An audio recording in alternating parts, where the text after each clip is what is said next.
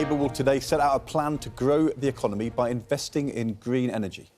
It comes as the pound falls to a record low against the dollar after the government announced historic tax cuts last week. Well, the Shadow Chancellor, Rachel Reeves, has accused the Conservatives of using casino economics, and she joins us now. Very good morning to you, Rachel Reeves. Good morning. Well, looks like you've had a cut of your own. Have you had your hair chopped in time for conference? But sorry, I didn't catch that. Sorry, Susanna. I don't know. Oh, my hair. Oh, yes. My haircut. Yes. We talk about tax cuts. I'm more responsible than the cuts we've seen from the Chancellor this Good week. segue. I hope you approve. Good yes. job I didn't ask that question. No. Good job I didn't ask it. It was very noticeable, very good. Very good to see you this morning. You can't reverse your haircut, but which of the tax cuts would you reverse if Labour wins the next general election? I think the key one is the 45p tax rate. It's a tax on people earning more than £150,000 a year, and the government plan to cut that from 45p to 40p. We will fight that every step of the way in Parliament, because it is not right that somebody earning £1 million a year, already doing incredibly well, will be handed a tax cut worth more than £50,000 by this change that the Chancellor announced on Friday. We would reverse that in government, because I don't believe that trickle-down economics works. This idea that you just make those at the rich, at the top richer, and that will somehow flow down to everybody else. OK. It hasn't worked in the past. So... It won't work this time. Growth comes from the efforts of millions of working people all around the country, and they all deserve to share in that prosperity. So that accounts for £2 billion of the £45 billion in tax cuts. So you, as a Labour government, would still go ahead with the £43 billion in tax cuts, would you? But let me give you another example. We've said that the government should freeze energy prices and that they should use money from the massive windfall profits that the energy companies are making right now, as their profits have gone through the roof because of Putin's war in Ukraine. And we would use that windfall tax to fund some of the energy price freeze. The government are leaving tens of billions I know what your of plans pounds are on the energy table, price and freeze. So we would do that. OK, but I'm just asking about the tax cuts. Rachel, you're a former Bank of England economist. The markets are reacting badly. The Telegraph calls this a reckless gamble. Yes. In the past, if you take Nigel Lawson in '88, Gordon Brown 2001, they only cut the basic rate of income tax once the budget was strong, the economy was growing, and they could spend the proceeds of growth. Isn't it reckless of the government, isn't it casino economics, to spend the money for a basic rate cut when it means you have to pay for it by huge increases in borrowing? Isn't that reckless?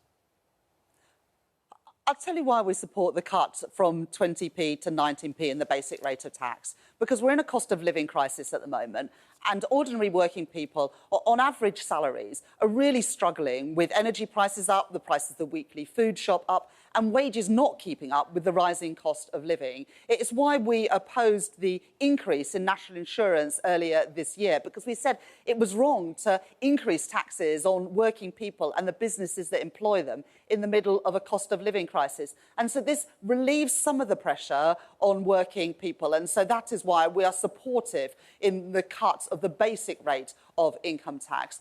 But the top rate, we think it is the wrong approach, and we think that the government should be already established taxing that, the windfall profits and of I think the energy giants. A lot of people will see politically why you're saying that, but we've already established that's a very small part of the big package of tax cuts. You would still be in the same position you would have seen... in terms of trying to balance the books on this. Well, you would have seen as well on Friday in my response to the so-called mini-budget that we said that cutting corporation tax or freezing corporation tax is also the wrong approach, because we have at the moment the lowest corporation tax in the G7, But we also have the lowest rate of business investment in the G7. Increasing the corporation tax to 25%, as Rishi Sunak proposed, as Labour supported, would raise around 12 billion, perhaps 15 billion pounds a year. And we think the right way to support businesses is targeted investment allowances and reform of the business rate system rather than a blanket approach on corporation tax. So there's a number of the tax proposals that the government brought forward on Friday that we'll be opposing in Parliament when they come to vote. The government, the package on wait a second. The package on Friday is the biggest fiscal expansion since 1973. We saw then what happened with a boom and then a massive bust. The government are being reckless. They are like two gamblers in a casino chasing a losing run. But here's the thing: they're not gambling their money. They're gambling all of our money. And that is why I say it is irresponsible, it is reckless, as well as being grossly unfair. The national debt is going to be rising every year for the next 5 years.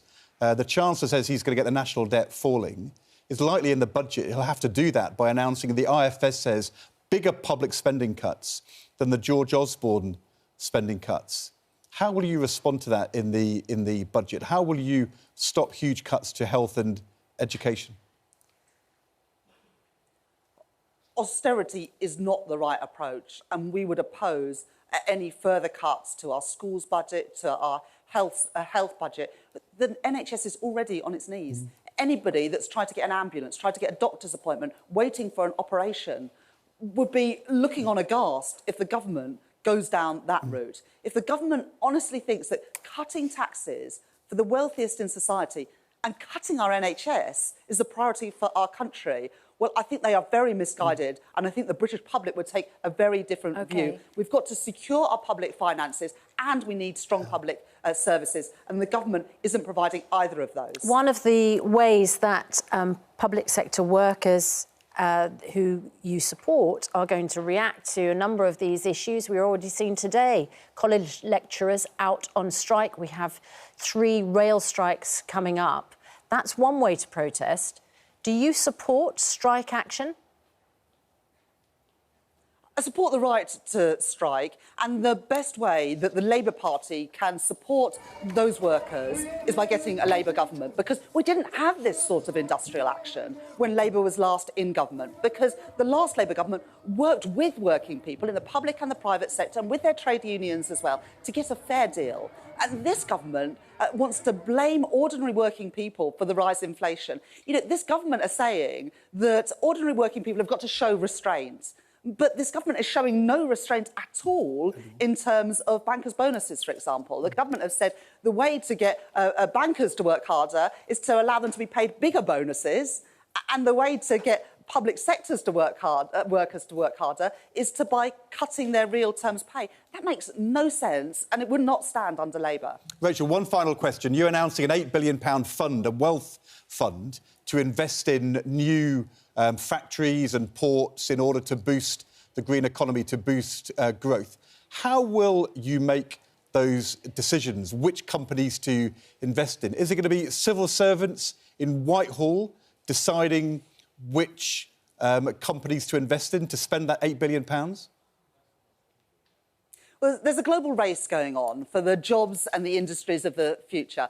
Other governments are supporting their businesses, and they are stealing a march on Britain.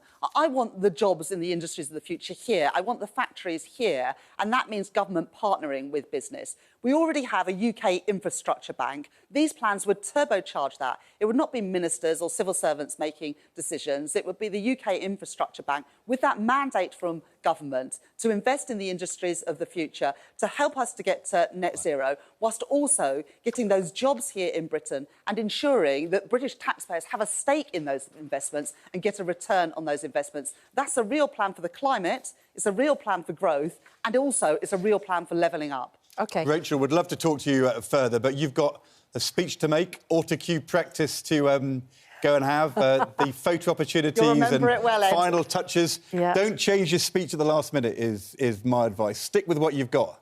But good luck with it today. Or my hair. Thanks very much. The hair change is already done. Rachel, thanks very much indeed.